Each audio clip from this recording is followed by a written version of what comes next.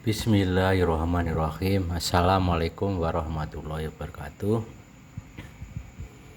Ya, ketemu lagi dengan saya Pak Pramono Hadi di mata kuliah Kepemimpinan dan Budaya Organisasi di tatap muka yang ke-11 dan ke-12, di tatap muka yang terakhir dari yang direncanakan 1 sampai 12.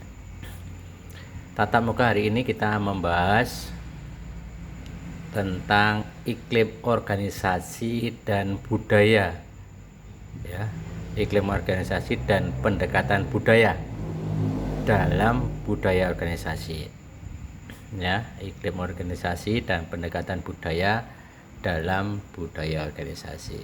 Kita akan membahas tentang iklim organisasi, bagaimana tentang pengertiannya, dimensi, dan juga faktor-faktor yang lain. Contohnya di sini salah satunya 5M.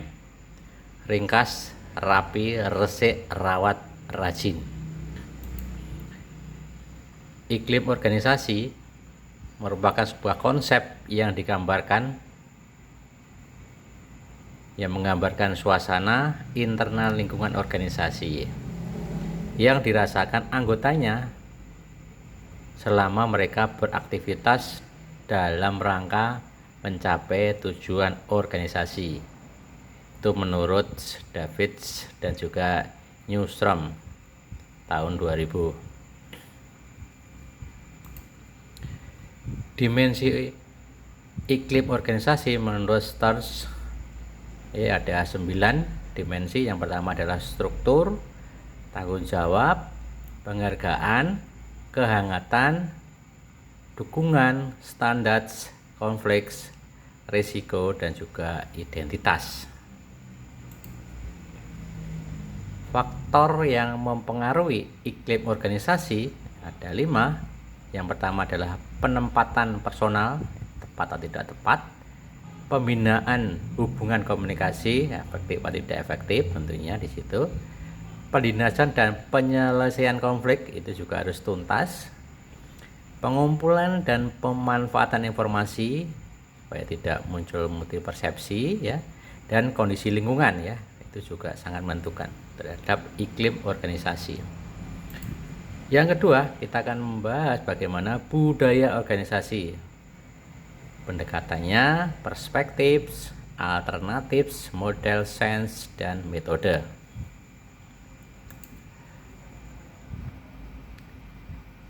Ya, menurut Pakanoske dan juga O'Donnell Trujillo, ya, menyampaikan bahwa setiap organisasi memiliki cara sendiri dalam melakukan apa yang dilakukannya dan cara berbicaranya tentang apa yang dilakukan.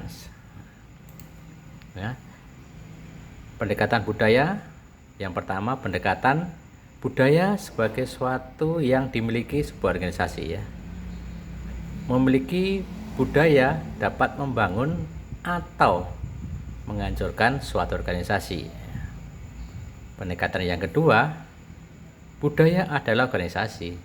Budaya sebagai asumsi, sebagai nilai, perilaku, artefak yang ditunjukkan oleh organisasi untuk beradaptasi dengan lingkungan internal dan eksternal. Nah, di situ contohnya remas rokokmu, raih prestasimu. Nah, ini salah satu budaya yang dibangun. Perspektif budaya yaitu organisasi yang berhasil dapat diidentifikasi dari budaya mereka, ya. Organisasi yang berhasil sukses bisa diidentifikasi. Yang pertama menurut Dale dan Kennedy, di situ budayanya adalah budaya strong culture. Sedangkan Peter and Waterman budayanya adalah excellent cultures. Nah, itu bagaimana kita akan mengupas tentang strong cultures dan juga excellent cultures, ya. Menurut Dale dan Kennedy, strong cultures itu adalah 4 komponen kunci untuk meningkatkan kesuksesan dari organisasi atau budaya yang strong, budaya yang kuat ya. Nilai. Yang pertama adalah nilai. Nilai adalah keyakinan dan visi yang dimiliki anggota suatu organisasi. Tentunya nilai-nilai yang ditanamkan di sebuah organisasi. Yang kedua adalah pahlawan. Adalah individu yang memberi contoh nilai-nilai organisasi, yaitu suatu figur yang menjadi teladan.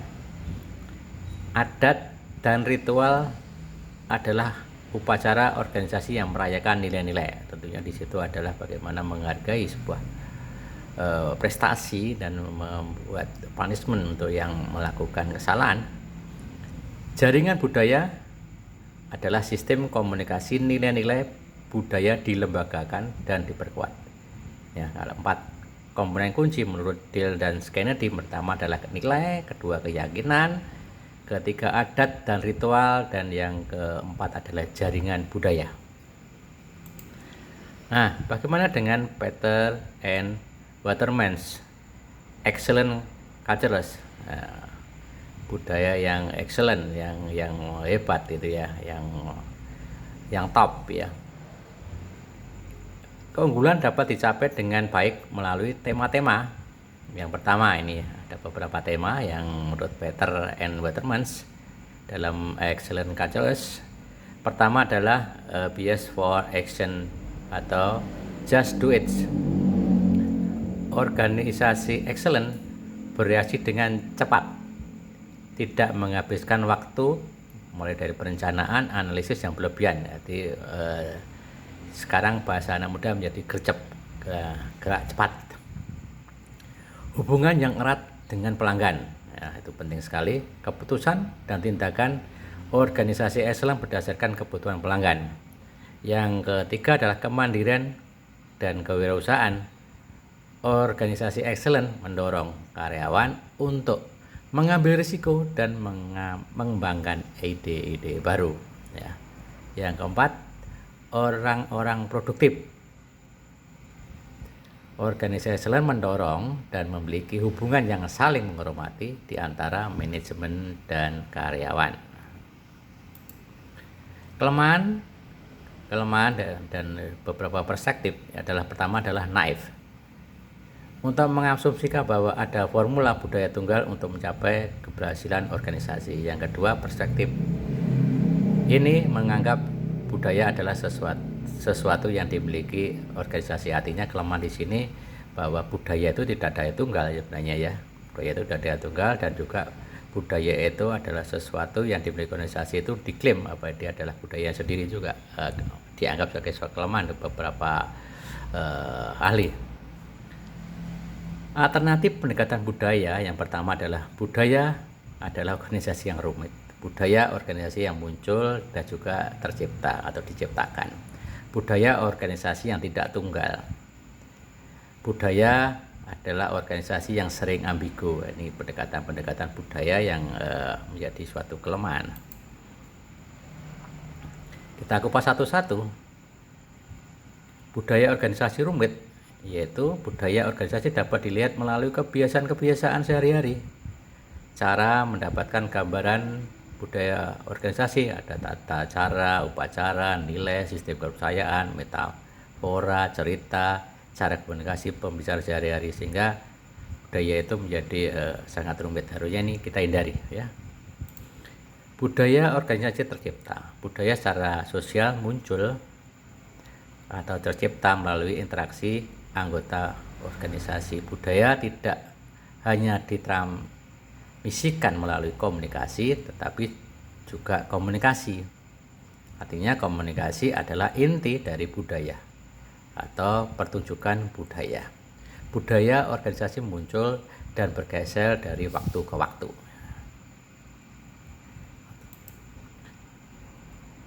Budaya organisasi tercipta, yaitu komunikasi diibaratkan sebagai pertunjukan budaya yang bersifat interaktif atau interaksional antar personal dalam anggota organisasi. Yang kedua adalah kontekstual, yang ketiga adalah episodik, dan keempat adalah improvisasi ya, improvisasi.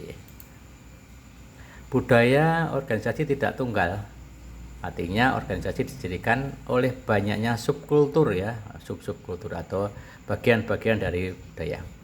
Subkultur hidup berdampingan dalam harmoni, konflik, atau ketidakpedulian satu dengan yang lainnya. Ya, contohnya di sebuah universitas, populasi siswa mungkin memiliki subkultur yang sangat berbeda dari fakultas atau staf. Namun ada kemungkinan bahwa nilai-nilai yang dianut melalui budaya mahasiswa kurang berpengaruh daripada yang dianut oleh orang lain. Budaya organisasi sering ambigu. Ambigu itu berarti belum jelas gitu ya. Budaya sering ambigu dan sulit untuk dijabarkan dikarenakan organisasi berubah dengan cepat.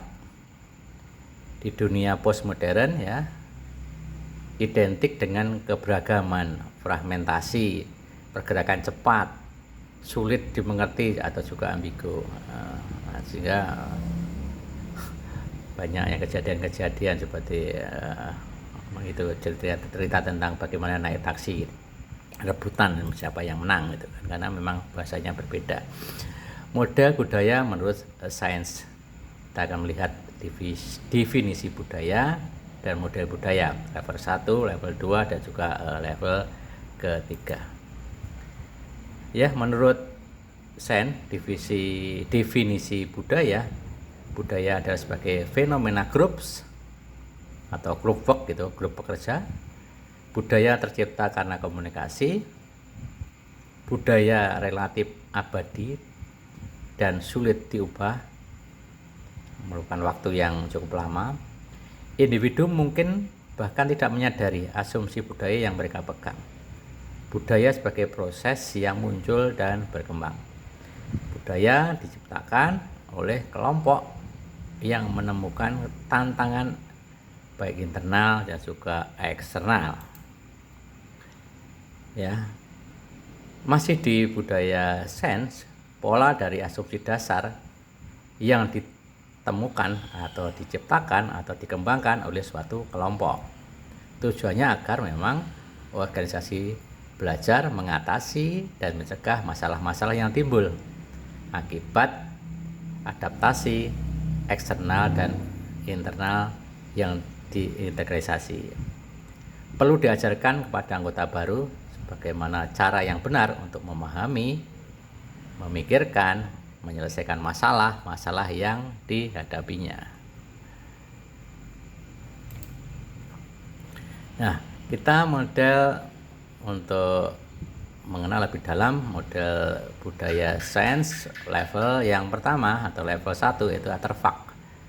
Level ini merupakan lingkungan fisik dan sosial organisasi. Bangunan, output, teknologi, bahasa, tulisan, lisan, produk seni, dan juga perilaku anggota organisasi. Level yang kedua, nilai-nilai.